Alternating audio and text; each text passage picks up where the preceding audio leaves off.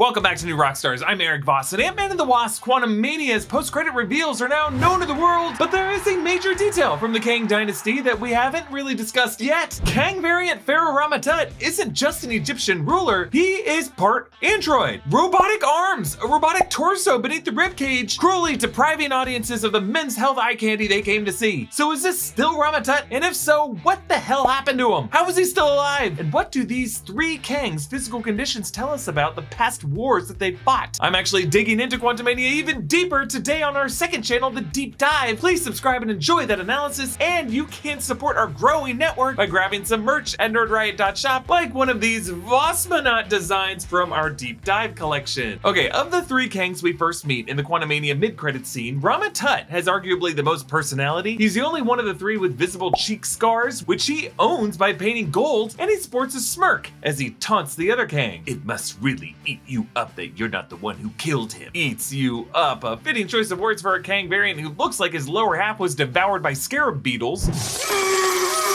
Now, Pharaoh Rama-Tut in the comics was one of the earliest time travel villains that was later retconned as Kang, a villain to the Fantastic Four. But it looks like some changes have been made to this Rama-Tut. He carries a staff topped by an ankh, and his arms and lower torso are all cybernetic metal, rather than a metallic shell or a covering like what Bucky's vibranium Winter Soldier arm looks like. It looks like they covered Jonathan Major's body with a green suit to key out his body and replace it with empty space. To show that his flesh and organs are no longer there, our man has been reconstructed with metallic parts. His arm actually looks like the black and yellow stripes of the Winter Soldier vibranium arm, the more recent one from Infinity War onward, most recently seen in the Guardians holiday special when Nebula randomly gifted it to Rocket. But past Rama-Tut's bicep, it actually looks like they might have used some of his original bones, like perhaps his actual ulna and radius, or maybe synthetic replacements, but either way, motorized by cybernetic parts. His torso, meanwhile, is completely non-existent, just a striped shell that matches his headpiece, covering his ribcage area, and beneath, a metallic spine that connects to the hip. No clue where his lungs are, his diaphragm, his liver, his intestines, his kidneys. No idea how he is alive, but you know, Kangs have superior technology, and he might actually be all robotic underneath, just using synthetic human tissue over the top like the Terminator, or perhaps similar to the tissue that Ultron created, enriched with vibranium atoms that eventually became Vision. But bringing up Ultron and Vision actually makes us wonder if this Kang could be using the same android or synthezoid tech that those guys use. We just saw Ultron sentries with similar hardware in the Baxter Foundation in Multiverse of Madness. My leading theory of late has been that Avengers Tower is currently occupied by a Kang variant, Mr. Gryphon of Kang Enterprises, and that's why we saw it pruned in the TVA Void, and I believe we saw Mr. Gryphon in his trim CEO suit teleporting to the Dynasty's Coliseum floor. This could all point to Kangs acquiring all available Stark tech, and in Rama-Tut's case, be used to augment his broken body. He Who Remains told us that before the multiversal war broke out, all Nathaniel Richards variants for a time supported each other and shared resources. They shared technology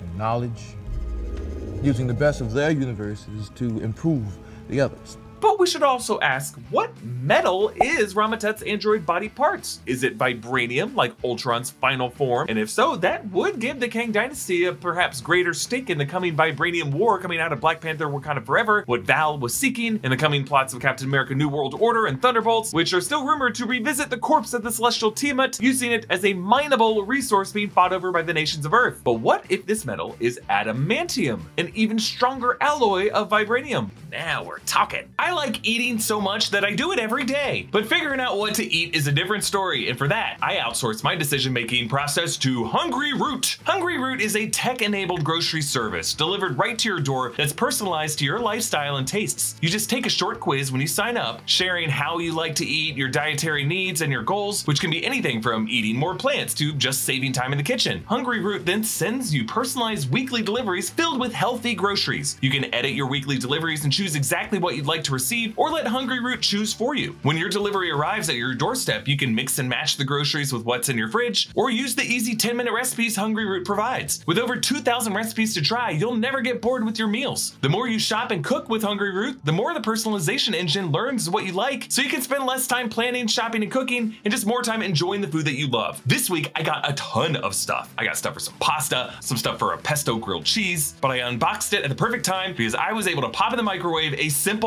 and delicious breakfast tamale. Oh God, I love a good tamale. I love a good breakfast. This is both. The first 100 people to use my code Rockstars40 will get 40% off your first grocery order with Hungry Root. Use the link in the description or go to hungryroot.com and use the code Rockstars40 to get 40% off. This Kang, Rama-Tut, could be sporting the metallic skeleton of a Marvel hero that he killed in the past, a kind of trophy taken from that hero, a hero who might have snicked, ripped him in half, and left him like this, Wolverine. Now, if this were just Rama-Tut, our minds would simply go to the Egyptian corner of the MCU and suspect that he has some history, or maybe a future history that we have yet to see, with Moon Knight and Khonshu. We have talked before about how Disney Plus's Moon Knight series included our first MCU shoutouts to Kang, Rama-Tut showing up on the back of that kid's jacket in Cairo, and then a QR code in the final episode that takes you to a 2019 Moon Knight Acts of Evil comic that pits Moon Knight and Khonshu against Kang. Moon Knight head writer Jeremy Slater also said that they plan to have someone mention Rama-Tut by name in an episode, but that line got cut. I suspect that the MCU will connect Rama-Tut with Moon Knight in some upcoming title, maybe Avengers Kang Dynasty. The matchup obviously makes sense, but I think the fact that all of these Kangs are so eccentric and scarred in unique ways tells us that these aren't exactly the versions of Kang from the comics. These guys have all had very specific past histories with a combination of the Avengers. Like Kang the Conqueror, the Exile in the Quantum Realm, indicated that he's killed so many Avengers that they start to blur together after a while, and he definitely killed a Thor at some point. These three Kangs refer to the Avengers as they, and they probably also have killed alternate universe Avengers and Marvel heroes in the past, and those battles are how they got these scars and disfigured forms. Immortus speaks with a dramatic croaked whisper, which many have compared to the voice Jonathan Majors used when he voiced that third timekeeper in Loki episode 4.